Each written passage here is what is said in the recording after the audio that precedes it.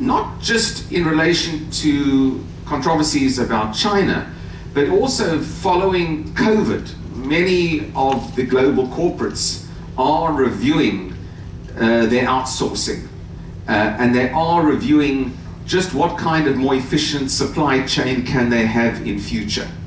And I think that for many corporates there is an awakening, and I'm going to put the Chinese, the political and moral issues of China just to the side for the moment.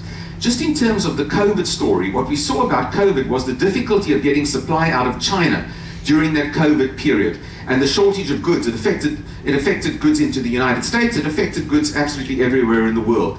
There's a much greater, therefore, I think, acceptance from corporates that they need to look at alternative supply sources, and that they don't, or they shouldn't, put all their eggs in one basket when it comes to looking at where to offshore. And that, I think, is a major change that COVID has brought to the world. So that's the first point that I made. The second point, I think the political issue of China in the world perhaps will become even more of a global theme. I'm not here to discuss the big global themes, I must tell you, but I agree with you that I think that China will become more of a flashpoint in the world, and there will be an increasing debate as to doing business in China, and perhaps for US corporates, where else to do business in future. So there is an opportunity, and I think you've identified very correctly that there is a distinct opportunity, not just for South Africa, but for other African countries, to really encourage a shift in manufacturing. We look at this, we look at this not necessarily just from a South African perspective, but from a continental perspective as well. How to make, broadly speaking, Africa much more attractive to doing business. Now, the third part of your question is the critical one for South Africa. Is South Africa ready for this? Do we have the skills base? And I would certainly argue that we, generally speaking, have the skills base for a mid to lower level type of manufacturing within South Africa. At a high tech level, we would need to import skills into the country. And one of our problems, specifically in South Africa, has been to reduce the bureaucratic bottleneck of allowing special skills into the country.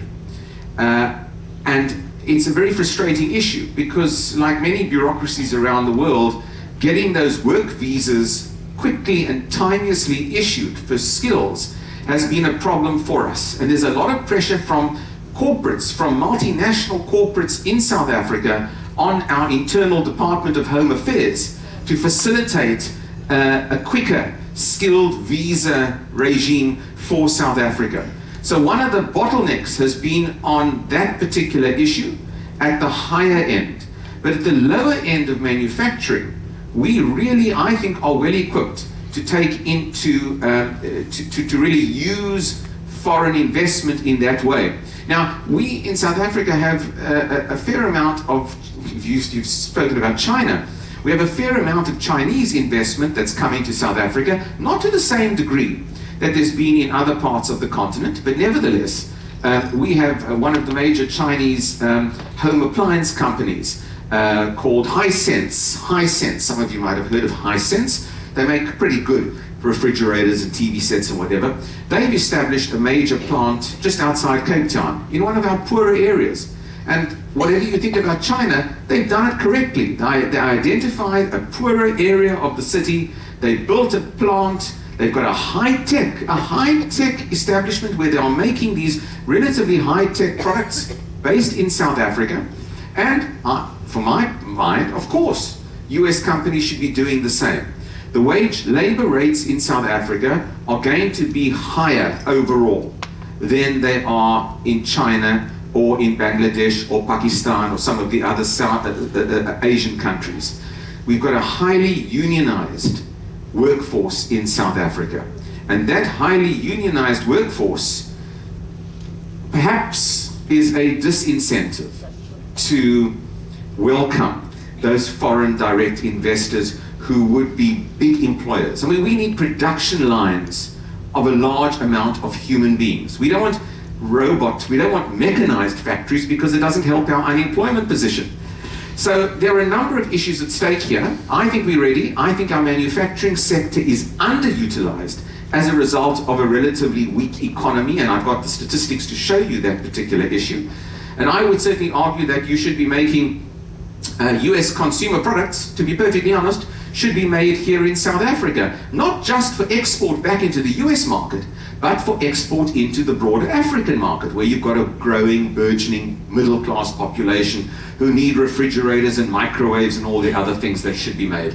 So I think it's a very, I feel as I'm now part of the South African delegation welcoming foreign direct investment, but I'm very critical about South Africa, but I think that not enough attention has been given by the big major manufacturing countries to establishing a local footprint in South Africa.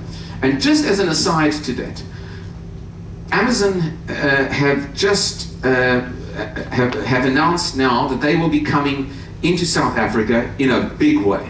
So it's the first of the big footprints that Amazon are going to have on the African continent, and they are building an enormous headquarters, South African headquarters in Cape Town, not too far from where I live.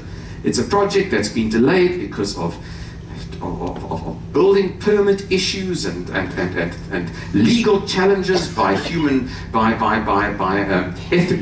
ethnic groups with historic links to the land that Amazon have been building on. Nevertheless, the project has now been given the legal go-ahead, and we will have Amazon coming into South Africa with a very large team of both foreign and local hires, which is terrific for Cape Town as a business center, and very good because the issue of Amazon and home delivery in this country, in South Africa, really has got great potential going forward. So it's nice to have a big name like Amazon coming in, but there are many other manufacturing concerns that can give real jobs to people, which I hope will come into South Africa. And the last point on this, because it's such a good question, and I can get so excited about this, the last point on this is that South Africa as a country has to be welcoming to a foreign direct investor. Perhaps you need to provide tax breaks. Perhaps you need to provide some sort of labor concessions to bring those foreign direct investors in. And I think we've been a little bit too rigid in we haven't been flexible enough in South Africa in really seeking out that foreign direct investment, particularly from the Western countries of this world. We're very happy when the Chinese come in here, but when the Western countries, we need to be a little bit more proactive when dealing with Western countries who want to perhaps broaden their supply chain going forward. So your point is very well taken. I don't think we've done enough to encourage foreign direct investment, but I do think now that we're starting to see, if Amazon comes in, we may well see further direct investment. And by the way, what we have seen, particularly in Cape Town, has been an expansion of the air connectivity between Cape Town and the United States in particular. So from a business point of view, Cape Town is now very much on the map for direct air links into the US. We have three direct air services between the city of Cape Town and the United States. You don't have to go via Johannesburg, you don't have to stop in Frankfurt, 16-hour flight and you are in Cape Town. And that, of course, for the first time, and I've lived in Cape Town all my life, for the first time we've got those direct air links that can bring huge amounts of business into the city directly from the US. So the connectivity, that air connectivity is there. The infrastructure is pretty good, particularly in a city like Cape Town and in the Western Cape. And you've certainly got the potential of a workforce who can do the job, but the conditions nevertheless need to be absolutely suitable for those workers coming in. So thank you for the question. It's one that we ponder upon all the time. And from a South African perspective, I always say, don't just rely upon getting that investment in from China and elsewhere. You need it from the US, you need it from the EU, and from other sources as well. Thank you for the question. Right, we've got the two. I said I'm going to take one upstairs, so let me take the one upstairs and then I'll come down to the gentleman with the black shirt upstairs. Yes, can you discuss retirement in South Africa for Americans with $100,000 a year annual income? Well, one thing I'm not is a financial advisor. I always like these financial advisors when they give you certainly in South Africa, they give you a big slide and there's a disclaimer. There's a disclaimer at the bottom, so whatever you hear from a financial advisor, you should always have a disclaimer, I suppose. There was a lovely tweet I saw on Twitter yesterday about